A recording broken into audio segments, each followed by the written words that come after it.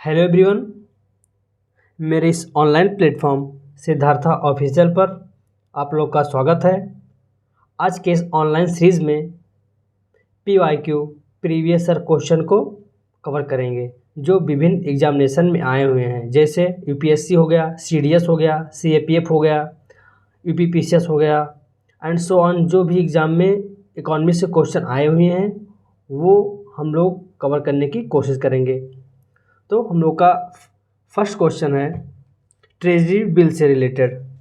जो treasury bill होता है क्या होता है? ट्रेजरी बिल से संबंधित निम्नलिखित कथनों में से कौन सा सही है? इनका इस्तेमाल केंद्र सरकार द्वारा अपनी लघु अवधि के धन की आवश्यकता की पूर्ति के लिए किया जाता है। ऑप्शन 2, बैंक इसे अपने सर्वाधिक तरलता अनुपात यानी SLR स्टैट्यूटरी लिक्विडिटी रेशियो के स्तरों को विनियमित करने के लिए इस्तेमाल करते हैं। तो इसका आंसर होगा 1 और 2 दोनों सही है। ट्रेजरी बिल का इस्तेमाल केंद्र सरकार द्वारा किया जाता है। ट्रेजरी बिल सरकार की अल्प अवधि शॉर्ट समय के लिए ज़रूरतों को मदद करने, जो उनको ज़रूरत होती है उन्हें सहायता करने के लिए ट्रेजरी बिल का उपयोग किया जाता है। साथ ही बैंक और वित्तीय संस्थानों के लिए अल्प अवधि निवेश के रास्ते भी खोलते हैं। बैंक इसे अपने सांविधिक तरलता अनुपात यानी SLR व नगद आरक्षित अनुपात CRR के स्तरों को विनियमित करने के लिए इस्तेमाल करते हैं। जो ट्रेजरी बिल होता है, बैंक अपने SLR और CRR के स्तर जो लेवल होता है उसको रेगुलेट करने के लिए इस्तेमाल करते हैं ट्रेजरी बिल का। नेक्स्ट क्वेश्चन, भारतीय रिजर्व बैंक के कार्यों से संबंधित कथनों पर विचार कीजिए। मौद्रिक एवं साख नीति के संबंध में अंतिम निर्णय वित्त मंत्रालय के पास है। ऑप्शन 1। ऑप्शन सेकंड क्या है? भारतीय रिजर्व बैंक को अखिल भारतीय वित्तीय संस्थानों के नियमन के लिए पूरी स्वायत्तता प्राप्त है। जो मौद्रिक एवं साख नियंत्रण के संबंध में अंतिम निर्णय वित्त मंत्रालय लेता है, ये पॉइंट सही है आपका। भारतीय रिजर्व बैंक को अखिल भारतीय वित्तीय संस्थान के नियमन के लिए पूरी स्वायत्तता प्राप्त है। और ऑप्शन 2 होगा ये आपका। इसमें पूछा है कौन सा सही नहीं है। इसमें दोनों सही नहीं है। ये जो होता है मौद्रिक एवं साख नियंत्रण, जो अंतिम निर्णय लेता है वो RBI के द्वारा लेता है, वित्त मंत्रालय के द्वारा नहीं लिया जाता है। ओके। और सेकंड ऑप्शन जो है, भारतीय रिजर्व बैंक को अखिल भारतीय वित्तीय संस्थान के नियमन के लिए पूरी स्वायत्तता प्राप्त है, ये भी गलत है। इसको खाली स्वायत्तता नहीं दिया गया है, केवल इसको कार्यकारी स्वायत्तता दिया गया, कार्यकारी स्वायत्तता प्रदान किया गया है भारतीय रिजर्व बैंक को। अब एक्सप्लेनेशन पढ़ लेते हैं।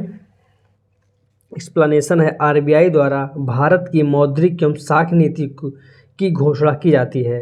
जो RBI होता है, मौद्रिक मॉनेटरी पॉलिसी, जो क्रेडिट क्रिएशन होता है उसकी घोषणा RBI द्वारा किया जाता है। और RBI को अखिल भारतीय वित्तीय संस्थान, अखिल भारतीय फाइनेंशियल इंस्टीट्यूशन के नियमन की केवल कार्यकारी स्वायत्तता प्राप्त है, न कि फुली ऑटोनॉमस बॉडी के लिए। इसलिए दोनों कथन आपका गलत हो जाता है। नेक्स्ट, हेलीकॉप्टर मनी से संबंधित क्वेश्चन है। हेलीकॉप्टर मनी क्या होता है? हेलीकॉप्टर मनी पहला ऑप्शन क्या है? नोट छापकर, सब्सिडी प्रदान कर और अन्य योजनाओं के माध्यम से नागरिकों के हाथ में अचानक अत्यधिक धन थमा देना। नेक्स्ट ऑप्शन क्या है? भारत में अनुचित आचरण पर रोक लगाने के लिए केंद्रीय बैंक द्वारा ब्याज दर में वृद्धि करना। सी ऑप्शन क्या है? विमुद्रीकरण यानी डिमोनेटाइजेशन प्रक्रिया के माध्यम से सरकार द्वारा उच्च मूल्य के धन का संचय करना। डी ऑप्शन क्या है? मुद्रास्फीति की अवधि के दौरान मांग और आपूर्ति, डिमांड एंड सप्लाई के बीच संतुलन बनाए रखना। के लिए बाजार में अधिक मुद्रा प्रदान करने के उद्देश्य से केंद्रीय बैंक द्वारा ब्याज दरों को कम करना।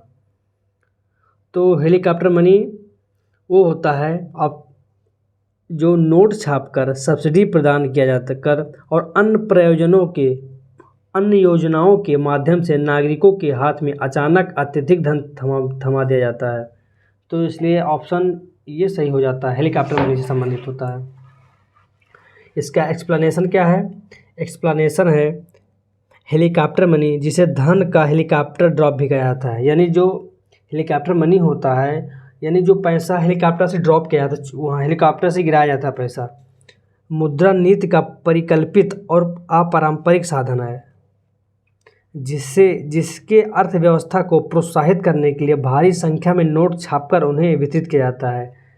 हेलीकॉप्टर मनी ये होता है कि जो अर्थव्यवस्था को प्रोत्साहित किया जाता है इससे, और भारी संख्या में नोट को छापकर लोगों में वितरित किया जाता है।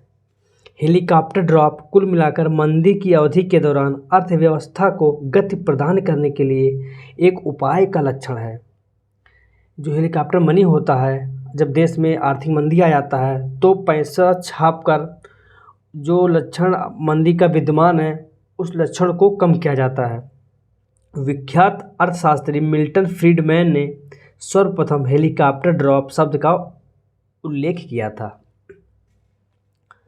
वैश्विक वित्तीय संकट के दौरान वर्ल्ड फाइनेंशियल क्राइसिस के दौरान विकसित अर्थव्यवस्था वाले देशों ने विकास को प्रोत्साहित करने के लिए ऐसी मुद्रा नीति अपनाई। वर्ल्ड फाइनेंशियल संकट आया था तो डेवलप्ड इकोनॉमी वाले देश थे, उन्होंने विकास को प्रोत्साहित करने के लिए इस मुद्रा की नीति को अपनाए थे, यानी हेलीकॉप्टर मनी को। जिस प्रकार के कदम उठाए गए थे जिन्हें अब तक अप्रामाणिक माना जाता था, जैसे कि ऋणात्मक ब्याज दर की नीतियां और मुद्रा के हेलीकॉप्टर ड्रॉप्स। वस्तुतः भारत ने अपारंपरिक मुद्रा नीति को एक नया आयाम दिया, जिसमें अंतर यह है कि विकसित अर्थव्यवस्था वाले देशों ने मुद्रा आपूर्ति के विस्तार पर ध्यान केंद्रित किया, जबकि भारत के डीमोनेटाइजेशन विमुद्रीकरण ने इसे कम कर दिया है। इस नीति को रिवर्स हेलीकॉप्टर ड्रॉप माना जा सकता है, या शायद इससे भी अच्छा शब्द हेलीकॉप्टर हूवर माना जाए। इसलिए आपका ऑप्शन 1 सही हो जाता है। नेक्स्ट क्वेश्चन है, अर्थव्यवस्था में इंटरेस्ट कवरेज रेशियो क्या है? ऑप्शन 1, इसका उपयोग यह निर्धारित करने के लिए किया जाता है कि कोई कंपनी अपने बकाया ऋण का भुगतान कितना आसानी से कर सकती है। नेक्स्ट, यह एक संख्यात्मक अभिव्यक्ति है जो किसी व्यक्ति के वित्तीय इतिहास के आधार पर साख को व्यक्त करता है। सी, अधिक ब्याज व्याप्ति अनुपात का अर्थ है कि ऋणदाता को अधिक राशि का भुगतान किया जाना चाहिए। जो इंटरेस्ट कवरेज रेशियो होता है यानी ICR होता है, इसका उपयोग यह निर्धारित करने के लिए किया जाता है कि कोई कंपनी है अपने बकाया ऋण का भुगतान कितने आसानी से कर सकती है। इसलिए ऑप्शन आपका ये सही हो जाता है। एक्सप्लेनेशन क्या है इसका? एक्सप्लेनेशन है, ऑप्शन ये हो जाता है। इसका एक्सप्लेनेशन है जो ICR ऋण के संबंध में किसी कंपनी की विश्वसनीयता को दर्शाता है। जो ICR होता है, जो ऋण के संबंध जो ऋण लिए होते हैं, जो कंपनी की क्रेडिबिलिटी को यानी उनकी विश्वसनीयता को दर्शाता है। किसी दी गई अवधि के दौरान यानी कोई टाइम पीरियड के दौरान जो उनको ऋण दिया गया है, जो ब्याज और कर राशि से पहले कंपनी की आय में उस अवधि के दौरान कंपनी द्वारा अपने ऋण पर भुगतान किए जाने वाले ब्याज की राशि का भाग देकर ब्याज कवरेज अनुपात की गणना की जाती है। एक बार और पढ़ता हूँ उसको। जो ICR ऋण के संबंध में किसी कंपनी की विश्वसनीयता को दर्शाता है, यानी जो कंपनी ऋण ली हुई है उसकी क्रेडिबिलिटी को दर्शाता है। और किसी दी गई अवधि के दौरान, मतलब कोई टाइम पीरियड है उसके दौरान जो उनको लोन दिया गया है, तो ब्याज और कर राशि जो टैक्स मनी होता है से पहले, ब्याज और टैक्स राशि से पहले कंपनी की आय में, उस जो कंपनी का आय होता था उस अवधि जब उनको लोन दिया गया था के दौरान कंपनी द्वारा अपने ऋण पर भुगतान किए जाने वाले ब्याज की राशि का भाग देकर आईसीआर की गणना की जाती है। अधिक ब्याज अधिक ब्याज कवरेज अनुपात, यानी अधिक अगर आईसीआर ज़्यादा है तो कंपनी की अधिक विश्वसनीयता को दर्शाता है। इसका मीन्स यह हुआ, आईसीआर ज़्यादा तो कंपनी का क्रेडिबिलिटी क्या होगा, अधिक होगा। यहाँ लिखा है अधिक ब्याज कवरेज, यानी आईसीआर ज़्यादा है तो कंपनी की विश्वसनीयता ज़्यादा है, उसको ज़्यादा से ज़्यादा लोन मिल सकता है कंपनी को। यूनिफाइड पेमेंट इंटरफेस क्या है, आप देखते हैं के संदर्भ में निम्नलिखित कथनों पर विचार कीजिए। विचार करते हैं, चलिए। ऑप्शन फर्स्ट क्या है, या national payment corporation of India यानी एनपीसीआई द्वारा शुरू किया गया तथा आरबीआई द्वारा विनियमित यानी रेगुलेट किया जाता है। ये ऑप्शन फर्स्ट है। सेकंड ऑप्शन का है, यूपीआई इलेक्ट्रॉनिक्स भुगतान के माध्यम से अधिक सुरक्षित है क्योंकि ग्राहक केवल आभासी पता यानी वर्चुअल एड्रेस का ही आदान प्रदान करता है, न कि किसी संवेदनशील विवरण का। तो जो फर्स्ट ऑप्शन था, फर्स्ट ऑप्शन में बताया गया था कि जो यूनिफाइड यानी यूपीआई होता है वो एनपीसीआई द्वारा शुरू किया गया है और आरबीआई द्वारा रेगुलेट किया जाता है, इसलिए ऑप्शन फर्स्ट सही हो जाता है। और ऑप्शन सेकंड है, यूपीआई जो है इलेक्ट्रॉनिक्स भुगतान के माध्यम से ये बहुत ज़्यादा सुरक्षित होता है, अधिक सुरक्षित होता है, और यहाँ जो ग्राहक पेमेंट करते हैं वो वर्चुअल एड्रेस का उपयोग करते हैं ताकि किसी संवेदनशील विवरण का उनको विवरण ना दिया जा सके, इसलिए ऑप्शन फर्स्ट एंड सेकंड दोनों सही हो जाता है। इसका एक्सप्लेनेशन है, यूपीआई एक सार्वजनिक मंच प्लेटफॉर्म है, पब्लिक प्लेटफॉर्म है जिसके द्वारा एक व्यक्ति अपने खाते से देश में किसी दूसरे व्यक्ति के खाते में यूपीआईडी का प्रयोग करके राशि को ट्रांसफ़र कर सकता है। इसका मीन्स ये हुआ कि जो यूपीआई होता है एक पब्लिक प्लेटफॉर्म है और ये यूपीआई का प्रयोग कर जो व्यक्ति इसका प्रयोग करता है अपने बैंक खाते से दूसरे व्यक्ति के किसी खाते में यूपीआईडी का प्रयोग करके धन को, अपने मनी को ट्रांसफ़र कर सकता है। इसकी स्थापना एनपीसीआई यानी national payment corporation of India द्वारा किया गया है तथा इसका विनियमन यानी इसका जो रेगुलेट किया जाता है, इसका जो नियमन किया जाता है वो आरबीआई द्वारा किया जाता है। और यूपीआई ई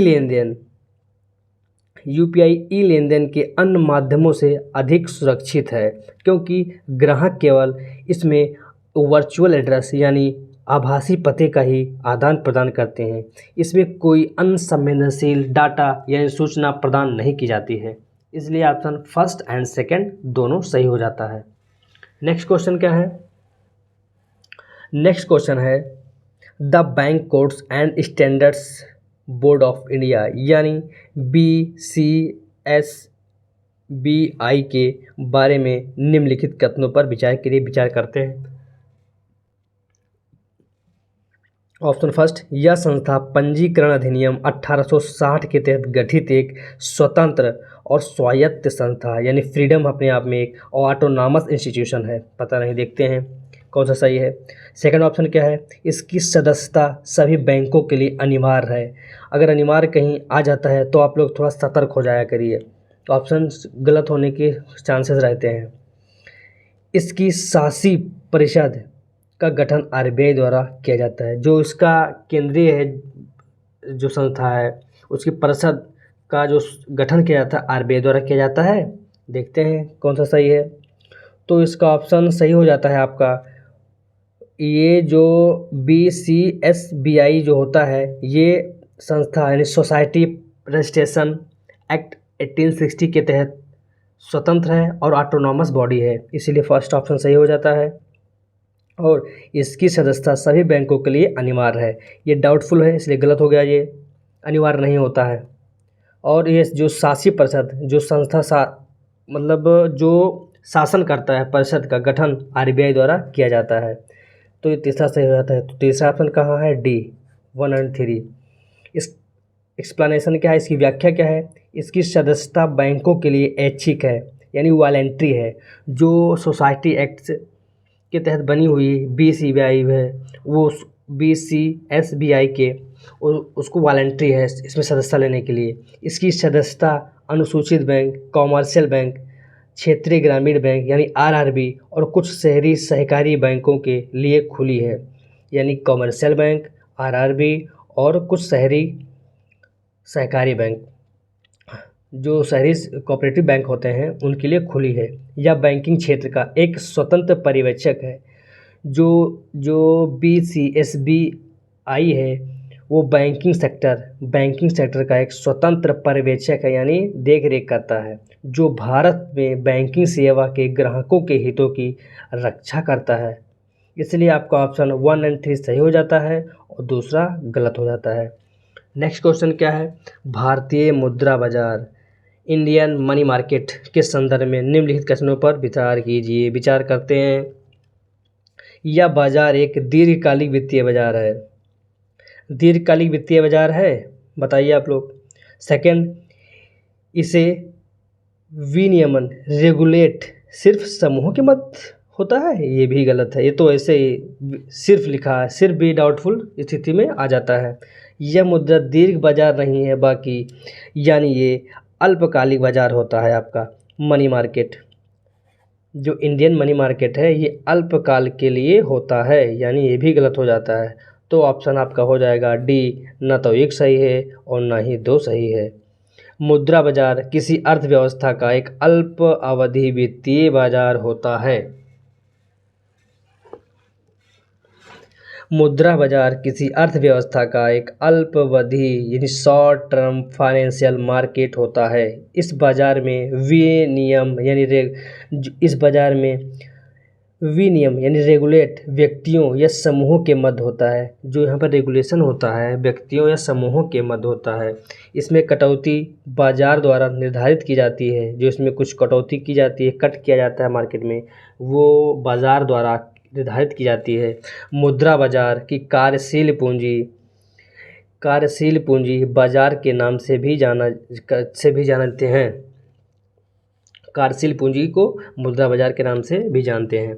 लघुकालिक अवधि शॉर्ट टर्म पीरियड, जो इसका टाइम पीरियड होता है कम होता है, जैसे 364 दिनों की अवधि के लिए परिभाषित किया जाता है। और मुद्रा बाजार भी 2 प्रकार की होती हैं। ये संगठित मुद्रा होता है, असंगठित मुद्रा बाजार होता है। अब इसको हम लोग एक्सप्लेनेशन किसी आगे लेक्चर में संगठित और असंगठित को पढ़ेंगे। हम लोग PYQ चर्चा कर रहे हैं।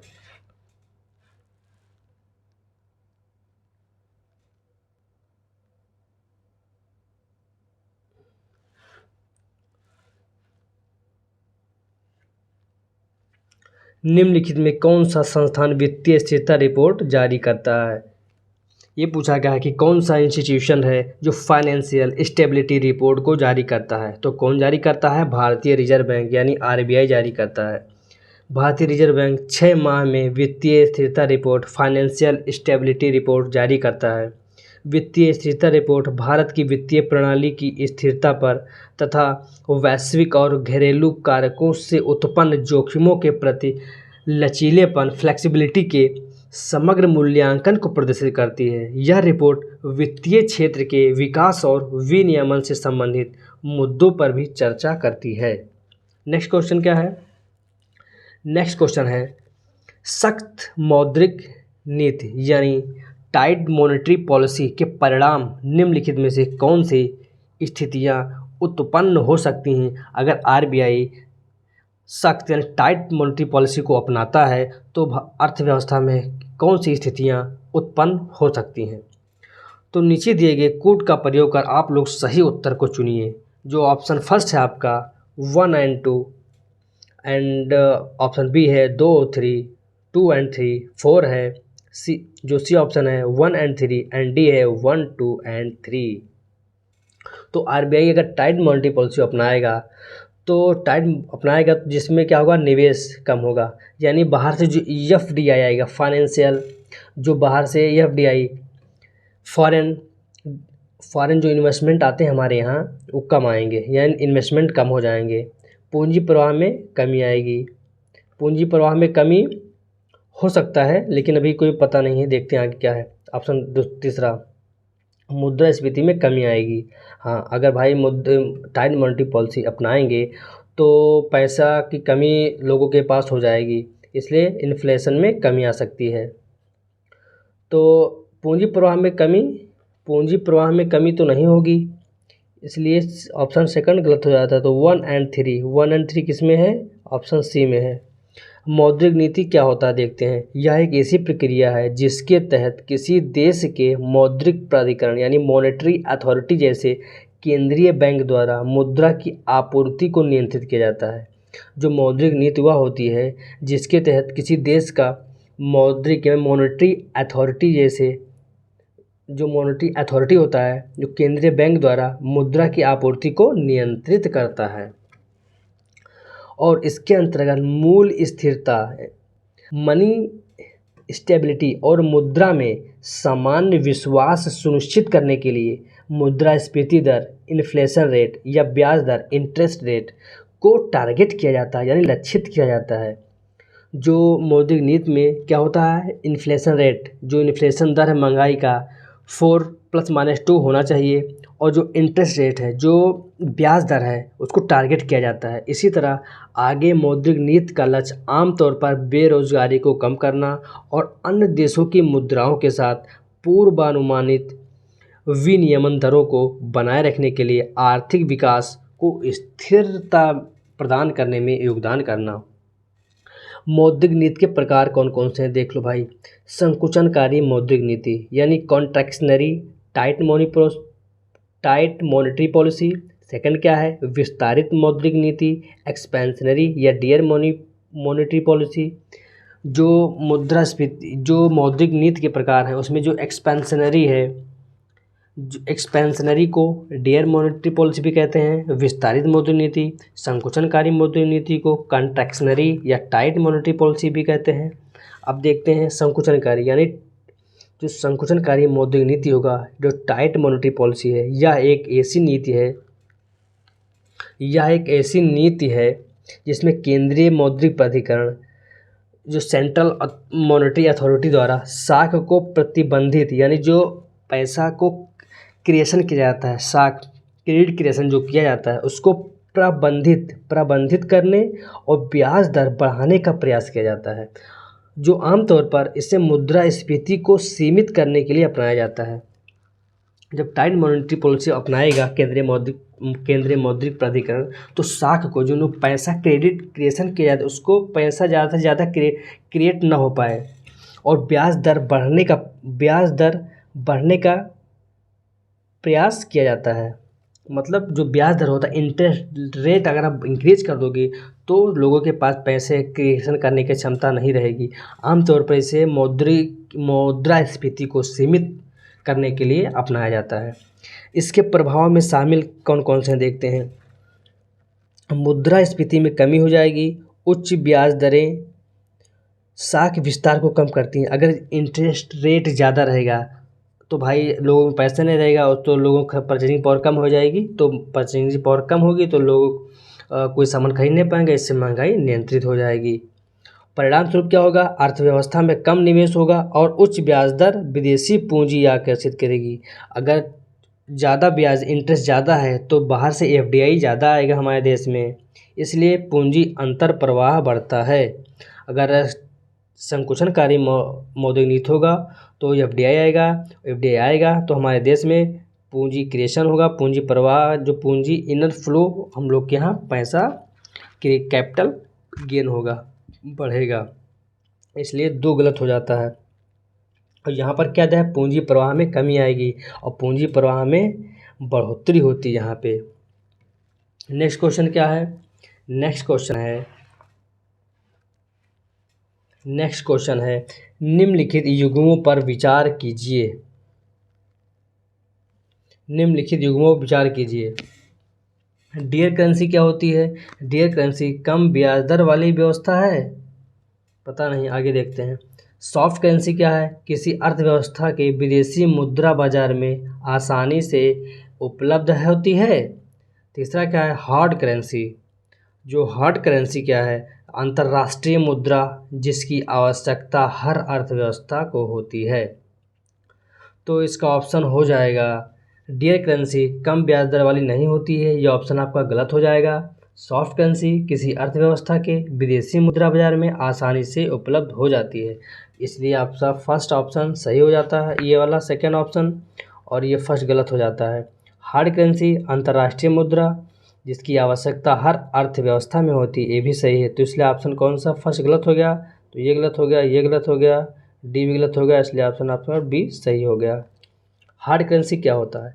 हार्ड करेंसी महंगे धन का तात्पर्य ऐसी मुद्रा से जिसे उच्च ब्याज दर के कारण, हार्ड करेंसी का मतलब ये हुआ कि उच्च यानी हाई इंटरेस्ट के कारण प्राप्त करना कठिन होता है। जो हार्ड करेंसी होता है उसमें क्या होता है, इंटरेस्ट रेट ज़्यादा होता है और इसे प्राप्त करना कठिन होता है। महंगा धन या महंगी मुद्रा प्रायः सख्त मुद्रा यानी टाइट मनी के रूप में जानी जाती है, क्योंकि यह उस दौरान होता है जब central bank tight monetary policy को अपनाता है। अभी हम लोगों ने इधर मॉनेटरी पॉलिसी के प्रकार को पढ़ा है। और बैंकिंग उद्योग में इसका तात्पर्य ऐसे समय से है जब ब्याज दर अपेक्षाकृत उच्च या महंगी होती है। बैंकिंग सेक्टर में हम लोग इसको समझ सकते हैं जब ब्याज दर ज़्यादा हो या महंगा हो। ओके, तो सॉफ्ट करेंसी किसी अर्थव्यवस्था में क्या होता है, मुद्रा बाजार में आसानी से उपलब्ध हो जाती है। काहे उपलब्ध हो जाती है?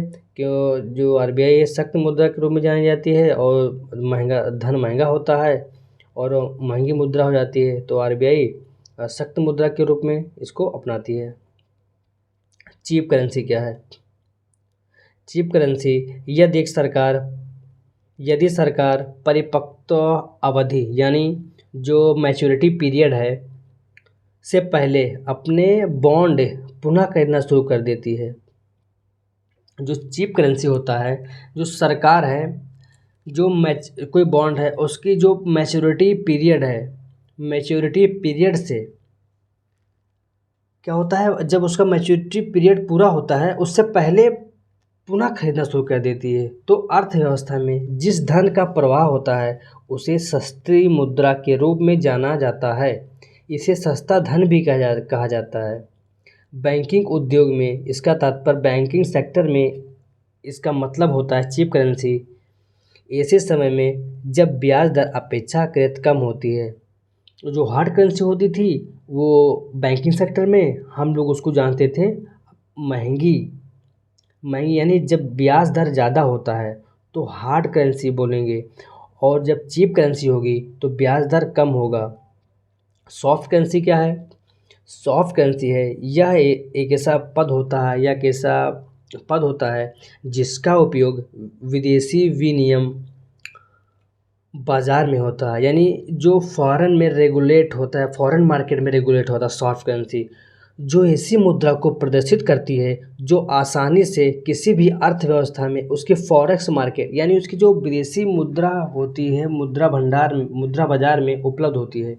उदाहरण के लिए भारतीय फॉरेक्स बाजार में रुपया एक सॉफ्ट मुद्रा है, यानी हमारे भारतीय बाजार में देखा जाए तो जो हम लोग का रुपया होता है वो सॉफ्ट मुद्रा है, ये आसानी से उपलब्ध हो जाता है। अगर आप विदेश में देखो तो वहाँ डॉलर उपलब्ध होगा अमेरिका में।